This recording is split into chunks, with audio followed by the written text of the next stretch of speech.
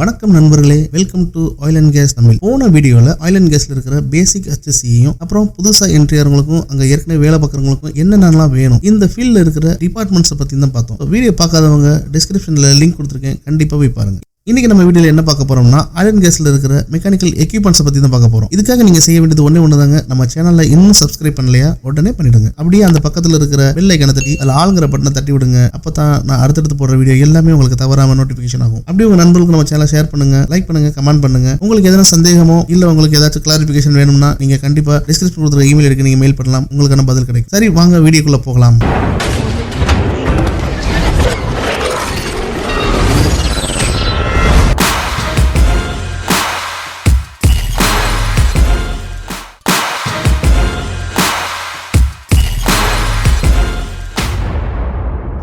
Mechanical equipments oil and gas இண்டஸ்ட்ரியில் வந்துட்டு ரெண்டு வகையாக பிரிச்சிருக்காங்க. அதில் ஒன்று ஸ்டேட்டிக் எக்யூப்மெண்ட்ஸ், மற்றொன்று ரோட்டரி எக்யூப்மெண்ட்ஸ். இன்றைக்கி நம்ம வீடியோவில் இந்த ஸ்டேட்டிக் எக்யூப்மெண்ட்ஸ் அண்ட் ரோட்டரி எக்யூப்மெண்ட்ஸ்னால் என்ன, அதில் இருக்கிற பேசிக் எக்யூப்மெண்ட்ஸை பற்றி தான் நம்ம பார்க்க போகிறோம்.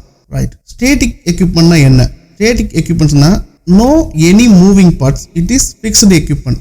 இதில் எந்த விதமான மூவிங் பார்ட்ஸ் இருக்காது. இது ஒரே இடத்துல வந்துட்டு நிலையா இருக்கக்கூடிய எக்யூப்மெண்ட். அது என்னென்ன அப்படின்னா vessel, heat exchanger, column, storage tank, air fin cooler, boiler, reactor, filter, heater, valve, desuperheater, launcher and receiver. So இது எல்லாமே நிலையா இருக்கக்கூடிய ஒரு எக்யூப்மெண்ட். நம்ம இதில் இந்த எக்யூப்மெண்ட்டை பற்றி தனித்தனி வீடியோவில் நம்ம எக்யூப்மெண்ட்டை பற்றி நம்ம பார்க்கலாம். அடுத்தது ரோட்டரி எக்யூப்மெண்ட். ரோட்டரி எக்யூப்மெண்ட்னா இதுல இப்போ மூவிங் பார்ட்ஸ் இருக்கும். அது மூலமா தான் நம்ம ஒரு ஆயில் அண்ட் கேஸ்ல ஆயிலோ இல்ல கேஸையோ இல்ல வேற ஏதாச்சும் லிக்விட்ஸை வந்துட்டு ஒரு இடத்துல இருந்து இன்னொரு இடத்துக்கு மூவ் பண்றதுக்கு யூஸ் பண்ணக்கூடிய ஒரு கருவி. அது என்னென்ன அப்படின்னா pump, compressor, turbine, turbo expander, diesel engine. இப்போ ஸ்டேட்டிக் எக்யூப்மெண்ட்ல உள்ள எக்யூப்மெண்ட்ஸை பத்தி பேசிக்கா பார்க்கலாம். First vessel. வெசல்னா என்ன? ஆக்சுவலா வெசல்னா இது டிசைன் ஃபார் ஒரு கேஸையோ லிக்விட வந்து ஹோல்டு பண்ணி அதை வந்து டிஃப்ரெண்ட் ப்ரெஷர்ல இருக்கிற கேஸையோ லிக்விட வந்து ஒரு எக்யூப்மெண்ட்டுக்குள்ள ஹோல்டு பண்ணி வைக்கக்கூடிய சாதனத்துக்கு பேர் தான் வெசல். இது வந்து கீழே கொடுத்த இந்த பிக்சர் ஃபுல்லாமே டைப் ஆஃப் வெசல்ஸ். சரிங்களா? இந்த வெசல்ஸை பத்தி அடுத்தடுத்து நம்ம வீடியோல பார்க்கலாம். அடுத்து நம்ம பார்க்கக்கூடிய equipment heat exchanger. Oil and கேஸ்லேயே ரொம்ப முக்கியமான ஒரு எக்யூப்மெண்ட் இந்த ஹீட் எக்ஸ்சேஞ்சர். நீங்க எந்த இன்டர்வியூ போனாலும் இந்த ஹீட் எக்ஸ்சேஞ்சர் பத்தி தான் கேட்பாங்க. ரைட், ஹீட் எக்ஸ்சேஞ்சருங்கிறது என்னது? ரெண்டு இல்லைன்னா அதுக்கு மேல இருக்கக்கூடிய திரவம், அதாவது வாட்டரா இருக்கலாம், தெர்மல் ஃப்ளூயிட், இந்த மாதிரி எதனால இருக்கலாம். ஸோ அதுல இருக்கக்கூடிய வெப்பத்தை மாற்ற பயன்படும் ஒரு எக்யூப்மெண்ட் தாங்க அந்த ஹீட் எக்ஸ்சேஞ்சர். அது கூல் பண்றதுக்கு யூஸ் பண்ணலாம், இல்ல ஹீட் பண்றதுக்கு யூஸ் பண்ணலாம். ஸோ இதுக்கு வேண்டி தான் நம்ம இந்த ஹீட் எக்ஸ்சேஞ்சரை யூஸ் பண்றோம். இந்த இண்டஸ்ட்ரியை பொறுத்தளவு ஹீட் எக்ஸ்சேஞ்சர் வந்து ரொம்ப இம்பார்ட்டன்டான ஒரு எக்யூப்மெண்ட். டெக்னிக்கல் வைஸ் நம்ம பார்க்க போனால் ஃபர்ஸ்ட் ஹீட் எக்ஸ்சேஞ்சர் தான் வரும். ஓகேங்களா? இதுல வந்து டைப் ஆஃப் ஹீட் எக்ஸ்சேஞ்சர் இருக்குது. இது கீழே கொடுத்துருக்கிறது தான் இந்த type of heat exchanger. Shell and tube, plate exchanger, அப்புறம் டபுள் பைப் எக்ஸ்சேஞ்சர். சரிங்களா? அடுத்து நம்ம பார்க்கக்கூடியது காலம். காலம்னா என்ன?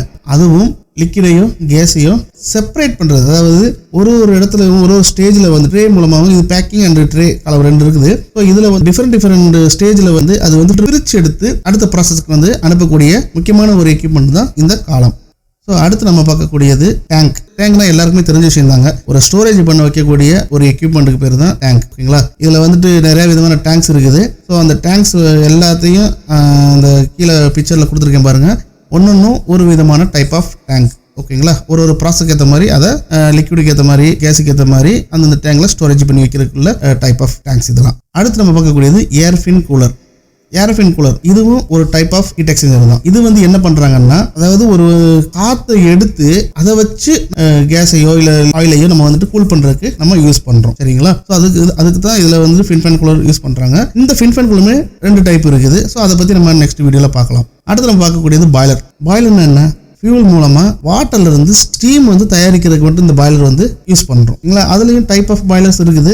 ஃபயர்டு பாய்லர், அப்புறம் எர்செக் சொல்லுவாங்க, ஹீட் ரெக்கவரி ஸ்டீம் ஜெனரேட்டர். ஓகேங்களா? இதை பத்தி நம்ம அடுத்த வீடியோல கண்டிப்பா ஒரு செக்மெண்ட்ல இருக்கக்கூடிய எல்லா விதமான பார்ட்ஸையும் அங்கே என்னென்ன யூஸ் பண்றாங்க, எப்படி மெயின்டெனன்ஸ் ஒர்க் பண்ணணும் அப்படிங்கிறத நம்ம பார்க்கலாம். அடுத்தது ரியாக்டர். ரியாக்டர் நேம்லேயே இருக்குதுங்க. ரியாக்டர்னா என்னது? அதாவது ஒரு கெமிக்கல் வச்சு அதை ரியாக்ட் பண்ணி அதுல இருந்து பிரிச்சு எடுத்து ரியாக்ஷன் ஆகக்கூடிய ஒரு எக்யூப்மெண்ட் தாங்க இந்த ரியாக்டர். ஃபில்டர்ஸ். ஃபில்டர்ஸ்னா என்ன?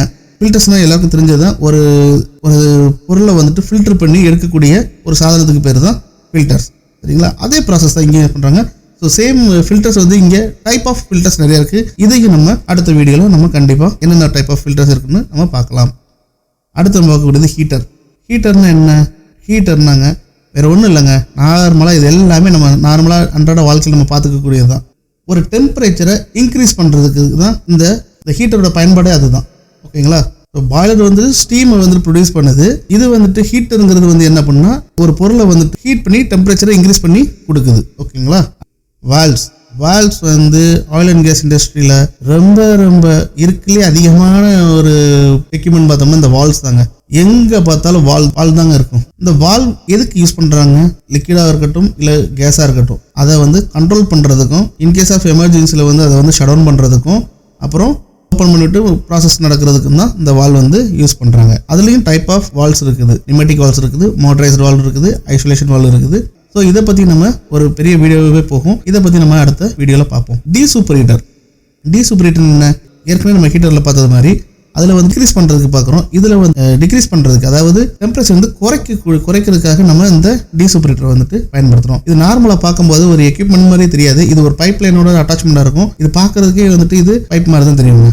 ஓகே, அடுத்து நம்ம பார்க்கக்கூடியது லான்ச்சர் அண்ட் ரிசீவர். இந்த லான்ச்சர் அண்ட் ரிசீவர் இது எதுக்காக யூஸ் பண்ணுறாங்க அப்படின்னா, பைப் லைனில் இருக்கிறத உள்ள அந்த வேக்ஸ் இந்த மாதிரி இருக்கிறத வந்து க்ளீன் பண்ணுறதுக்கும் இன்ஸ்பெக்ஷன் பண்ணுறதுக்கும் தான் இந்த லான்ச்சர் அண்ட் ரிசீவர் யூஸ் பண்ணுறாங்க.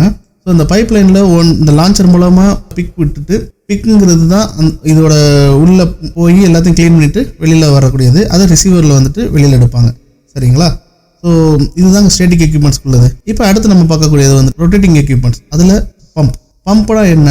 ஒரு இடத்துலேருந்து இன்னொரு இடத்துக்கு வந்துட்டு லிக்விடோ இல்லை கேஸோ ஏதோ மெட்டீரியலை ஒரு இடத்துக்கு இன்னொரு இடத்துக்கு மூவ் பண்ணுறதுக்கு ஒரு ஊடகமாக இருக்கக்கூடிய ஒரு கருவிக்கு பேர் தான் பம்ப். அதுலேயும் டைப் ஆஃப் பம்ப்ஸ் இருக்குது. Centrifugal pump, reciprocating pump, diaphragm pump, இப்படின்னு நிறையா இருக்குது.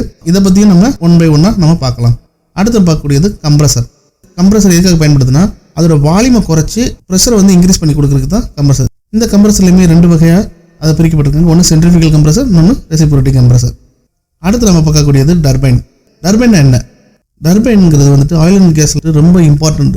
ஏன் அதை யூஸ் பண்ணுறாங்க அப்படின்னா, நேச்சுரல் கேஸ்லையும் சரி இல்லை வேறு ஒரு ஃபியூலில் இருந்து மெக்கானிக்கல் எனர்ஜியாக மாற்றி, ஓகேங்களா, அதில் இருந்து நம்மளுக்கு வந்து எலக்ட்ரிக்கல் எனர்ஜியும் கிடைக்கிறதுக்காக யூஸ் பண்ணக்கூடிய ஒரு எந்திரத்துக்கு பேர் தான் இந்த டர்பைன். ஸ்டேட்டிக் எக்யூப்மெண்ட், அப்புறம் அந்த ரொட்டேட்டிங் எக்யூப்மெண்ட், இதுக்கு இருக்கிற எக்யூப்மெண்ட்ஸை பற்றி பார்த்துட்டோம். இந்த ஒரு எக்யூப்மெண்ட்லையும் எப்படி எதற்காக யூஸ் பண்ணுறோம் அப்படிங்கிறதையும் பார்த்தோம். இதுக்கு அடுத்து நம்ம இந்த எக்யூப்மெண்ட்ஸை பற்றி தனித்தனியான ஒரு வீடியோவில் வந்துட்டு ஒரு எக்யூப்மெண்ட்டை பற்றியும் டீட்டெயில்டாக நம்ம அதோட பார்ட்ஸு, அதுக்கப்புறம் அது வந்து எந்த இதுக்காக யூஸ் பண்ணுறாங்க, அது எப்படி ஒர்க் பண்ணுது, அப்புறம் நம்ம அந்த எக்யூப்மெண்ட்டை வந்து எப்படி மெயின்டெனன்ஸ் ஒர்க் பண்ண போகிறோம் அப்படிங்கிறத பற்றி நம்ம டீட்டெயில்டாக ஒரு வீடியோவாக நம்ம வந்து பார்க்கலாம். இந்த வீடியோ கண்டிப்பாக உங்களுக்கு பிரயோஜனமாக இருக்குங்கிறத நம்புறேன். மறக்காம லைக் பண்ணுங்க, கமெண்ட் பண்ணுங்க, ஷேர் பண்ணுங்க. அப்படி நம்ம சேனல் இன்னும் சப்ஸ்கிரைப் பண்ணலையா, உடனே சப்ஸ்கிரைப் பண்ணுங்க, உங்க நண்பர்களுக்கு ஷேர் பண்ணுங்க. மீண்டும் அடுத்த வீடியோவில் பார்க்கலாம். நன்றி, வணக்கம்.